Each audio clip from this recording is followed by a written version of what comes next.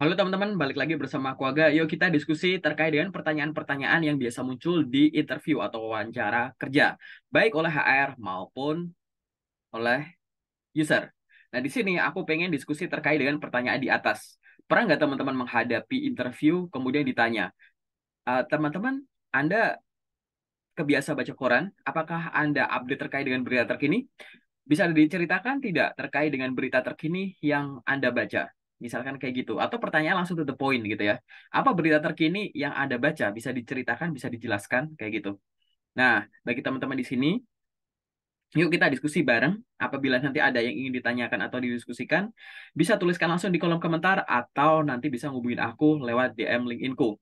Yuk kita diskusi. Silahkan teman-teman kalau mau siap-siap cari buku catatan atau cari handphone, laptop untuk menuliskan pertanyaan atau poin-poin penting yang mungkin ada di sini. Yuk kita sifatnya diskusi aja teman-teman. Nah, sebelum aku masuk ke cara menjawab pertanyaan tadi, aku pengen di sini sharing sedikit ya teman-teman. Manfaat dari membaca berita. Ada banyak sekali sih sebenarnya manfaatnya ya. Tapi di sini aku cuma cantumin beberapa. Teman-teman di sini harus menyadari bahwa pada saat teman-teman itu hobi membaca berita, ya mau elektronik atau cetak kayak gitu, teman-teman pasti akan menambah pengetahuan dan wawasannya.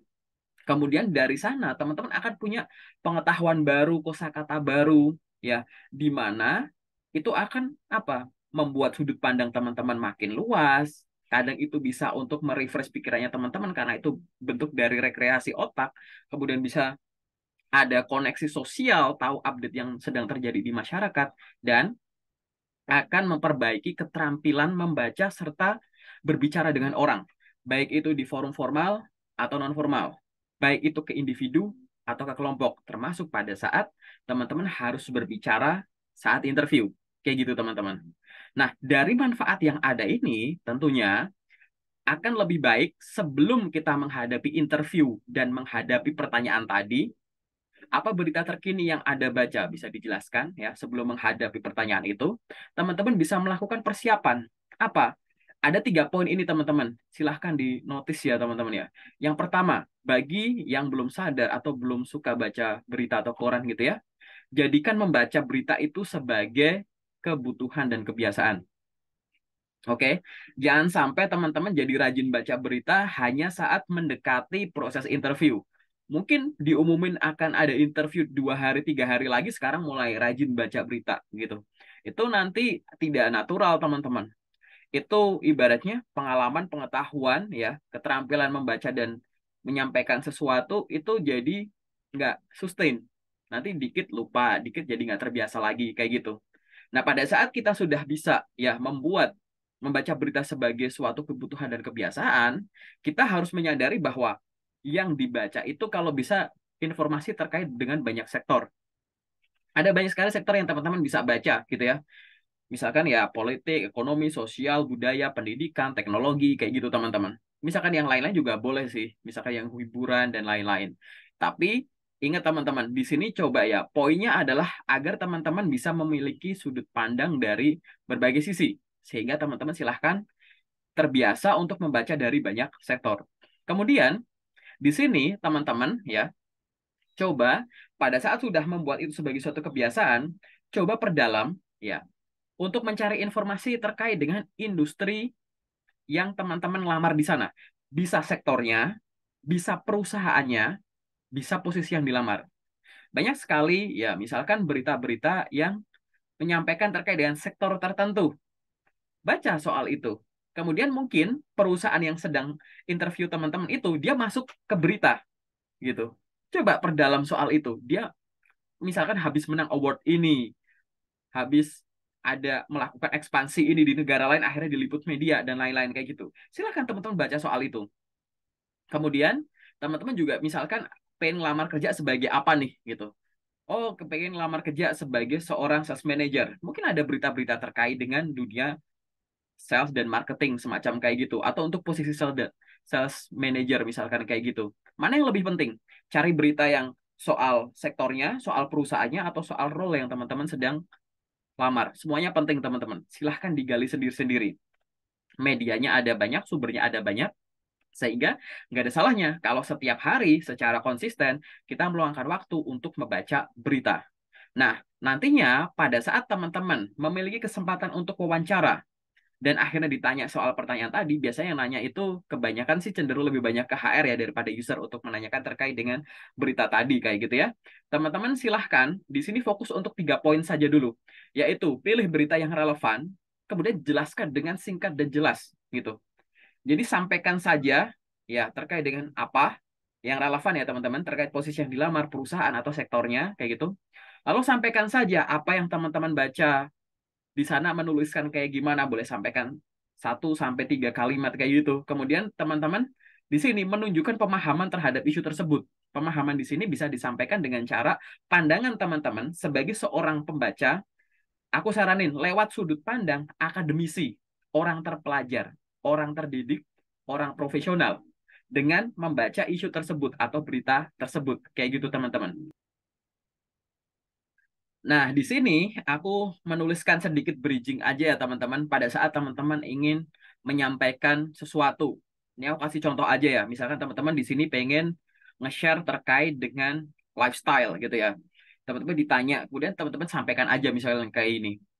Terakhir, saya membaca berita terkait dengan bla bla bla bla. Di sana disebutkan atau dituliskan bahwa bla bla bla bla bla bla bla bla. Menurut saya ini merupakan bla bla bla bla bla karena bla bla bla bla bla bla bla bla bla bla bla bla.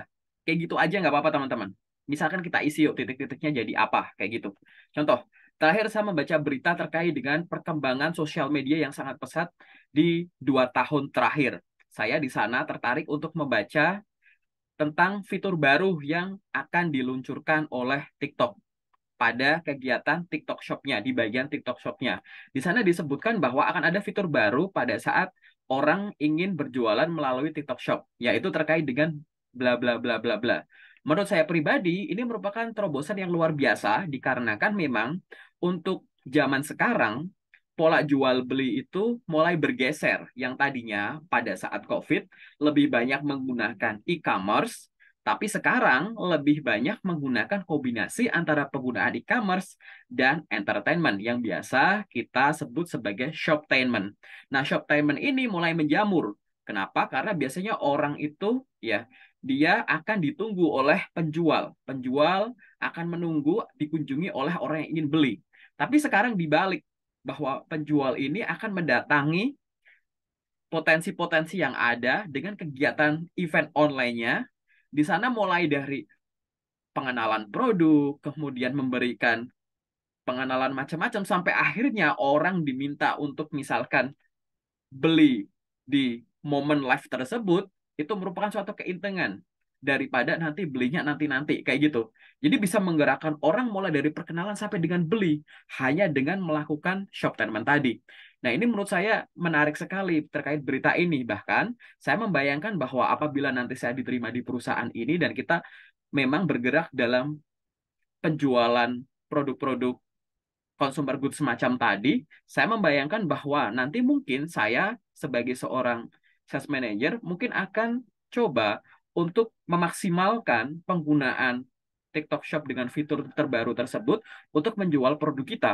Karena saya membayangkan bahwa akan sangat menguntungkan apabila produk kita juga bisa dikenal luas tidak hanya di toko-toko offline kita saja, namun secara online di platform ini. Itu berita yang saya baca, Bapak atau Ibu. Kurang lebih kayak gitu, teman-teman. Kayaknya panjang ya, teman-teman, karena ini spontan aja kayak gitu, teman-teman. Silahkan teman-teman coba bayangkan sektor-sektor apa yang teman-teman incar, kemudian silahkan teman-teman di sini bayangkan apa sih yang pengen disampaikan kalau ditanya berita terkininya apa gitu.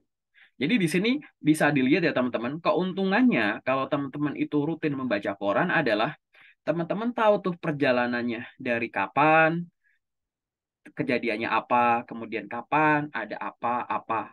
Karena berita itu akan berkembang. Karena berita itu kan menyampaikan kejadian real yang terjadi. Dan kegiatan real itu kan sifatnya dinamis, berubah. Nah, pada saat teman-teman membaca beritanya konsisten, teman-teman tuh mengikuti perkembangan itu. Jadi pada saat interview, ditanya pertanyaan tadi, itu ngalir aja. Bahkan apabila di interview itu ditanya soal sektor tertentu, teman-teman bisa tanya jawab tuh udah ada tektokan gitu. Teman-teman sampaikan, jawab kayak gitu. Akan lebih natural, malah kayak orang berdiskusi, kayak orang yang diinterview. Nah, aku yakin teman-teman bisa sampai ke titik sana, dan apabila teman-teman ada pandangan atau usulan atau pengalaman pribadi yang ingin di-share, dipersilahkan teman-teman. Aku open banget, silahkan tuliskan di kolom komentar. Atau nanti kita bisa diskusi dengan cara mengakses aku, hubungin aku lewat DM LinkedIn. Paling sementara itu dulu dari aku teman-teman. Semoga membantu bagi teman-teman yang menghadapi pertanyaan terkait dengan apa berita terkini yang Anda baca. Oke, terima kasih. Semoga sukses selalu.